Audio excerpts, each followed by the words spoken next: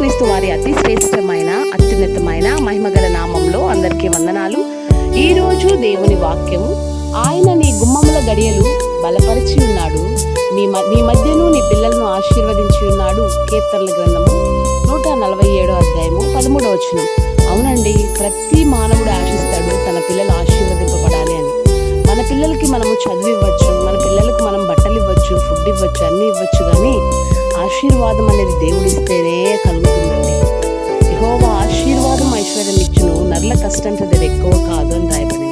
పిల్లలనేమి పెద్దలనేమి తన యందు భయభక్తులు గలవారిని యెహోవా ఆశీర్వదించును అని రాయబడింది. కనుక దేవుడు ఆశీర్వదిస్తే ఆ ఆశీర్వాదం ఎన్నటెన్నటికీ ఆశీర్వాదకరంగా ఉంటుంది.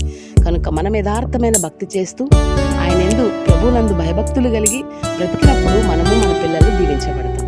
దేవుడి మాటలు దీవించును గాక.